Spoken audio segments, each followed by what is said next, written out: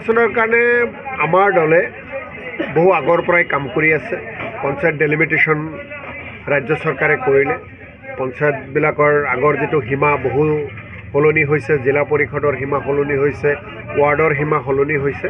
গতিকে আমাৰ দলে ৱাৰ্ড পৰ্যায়ৰ পৰা আৰম্ভ কৰি মণ্ডল পৰ্যায় আৰু ব্লক পৰ্যায় আৰু জিলা পৰ্যায়ত গোটেইখিনি সাংগঠনিক কাম কাজ কৰি আছে। প্ৰায় সমাপ্তৰ দিগত আমি গতি কৰিছোঁ।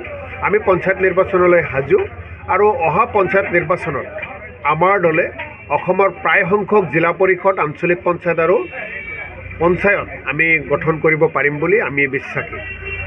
দেখা গৈছে যে আপোনালোকৰ এসময়ৰ সতীৰ্থ অখিল গগৈ, এতিয়া দেখা গৈছে যে যিবোৰ অঞ্চলত কংগ্ৰেছৰ ভেটিভাগ তাতে প্ৰচাৰ চলাই আহিছে আৰু যে কংগ্ৰেছে সংখ্যালঘুৰ প্ৰতি কোনো ধৰণৰ কাম কৰা নাই, এনেকুৱা ধৰণৰ মন্তব্য বা কংগ্ৰেছৰ সম্পূৰ্ণ বিপক্ষে মন্তব্য প্ৰদান কৰি আছে। আজিও চটলা বজাৰত তেখেতৰ মিটিং আছে। ক'ত আছে? চটলা বজাৰ। গণতান্ত্ৰিক দেশ এখনত সকলোৰে নিজৰ নিজৰ অধিকাৰ, নিজৰ নিজৰ কথা বাৰ্তাবোৰ ক'ব পাৰে। অখিল গগৈ ডাঙৰীয়া অসমৰ ৰাজনৈতিক দল এখনৰ মুৰব্বী, ৰাজনৈতিক দল এটাৰ তেওঁ মুৰব্বী।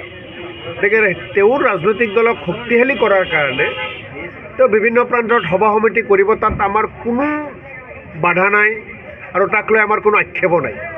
অখিল গগৈ ডাঙৰীয়াক আমি শুভেচ্ছা জনাইছোঁ, তেওঁৰ সাংগঠনিক দিশ বৃদ্ধি কৰক। কিন্তু প্ৰশ্ন হৈছে যে আপোনালোকে যিটো প্ৰশ্ন কৰিছে যে অখিল গগৈয়ে কংগ্ৰেছক সমালোচনা কৰি আছে, কংগ্ৰেছক কটু কথা কৈছে, আমি আজিৰ তাৰিখ পৰ্যন্ত অখিল গগৈ ডাঙৰীয়াক মিত্ৰ দল বুলি ভাবোঁ। কিন্তু তেওঁ কৈ আছে আজিৰ তাৰিখ পৰ্যন্ত অখিল গগৈ ডাঙৰীয়াৰ ৰাইজৰ দলক কংগ্ৰেছে একেলগে লৈ 2026 চনৰ বিধানসভা নিৰ্বাচন খেলাৰ কাৰণে মন কৰি আছে। গতিকে আমি যাক মিত্ৰ বুলি ভাবোঁ আৰু যাৰ লগত আহি থকা সময়খিনিত মিত্ৰতাৰে আমি দিনবোৰ বা কামবোৰ আমি কৰিম, দিনবোৰ আমি পাৰ কৰিম, সেই মিত্ৰজনে যদি আমাক দুই এষাৰ কথা কৈছে, এই মুহূৰ্তলৈকে আমি তেওঁৰ বিৰুদ্ধে একো ক'বলৈ ইচ্ছা নকৰোঁ। কেৱল আগতেও কৈছে, এতিয়াও কওঁ, কাৰোবাৰ লগত যদি মিত্ৰতা কৰিব লগা হয়, কাৰোবাৰ লগত যদি বন্ধুত্ব কৰিব লগা হয়, গালি গালাজেৰে নহয়, বাহিৰত ৰাজহুৱাভাৱে সমালোচনা কৰি নহয়, ভাল মনে ভাৱেৰে, আন্তৰিকতাৰে, কিবা থাকিলেও ঘৰৰ ভিতৰত কথাবোৰ পাতি সকলো ঠিক ঠাক কৰিব লাগে।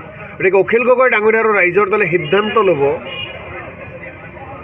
আহি থকা দিনত কংগ্ৰেছৰ লগত যিটো বিজেপি বিৰোধী আমাৰ যিটো সন্মিলিত মৰ্চা বা বিজেপি বিৰোধী যিখিনি ধৰ্ম নিৰপেক্ষ ৰাজনৈতিক দল, একত্ৰিতভাৱে যদি তেখেতে কাম কৰিব বিচাৰে, তেনেহ'লে তেওঁৰ কথা বাৰ্তা আচৰণ এনেকুৱা হ'ব লাগে যি আচৰণ আৰু কথা বাৰ্তাত ৰাইজে যাতে কোনো ভুল দেখা নাপায় বা ৰাইজে যাতে কোনো প্ৰশ্ন নকৰে।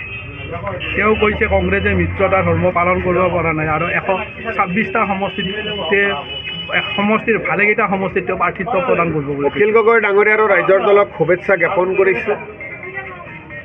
তেখেতে সংগঠন শক্তিশালী কৰক, ইলেকশ্যন খেলক, তাত আমাৰ ক'বলগীয়া নাই।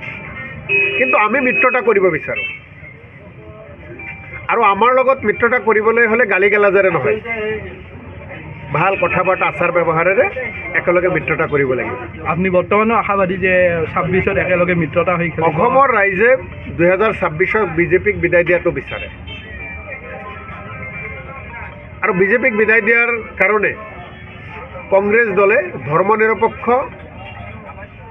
আৰু অসমৰ হকে চিন্তা কৰা সকলো ৰাজনৈতিক দলৰ লগত একেলগে কাম কৰাৰ পোষকতা কৰে আৰু সেই পোষকতা কৰিবলৈ গৈ অখিল গগৈ ডাঙৰীয়া ৰাইজৰ দলকো আমাৰ বিবেচনাৰ মাজত আমি ৰাখোঁ।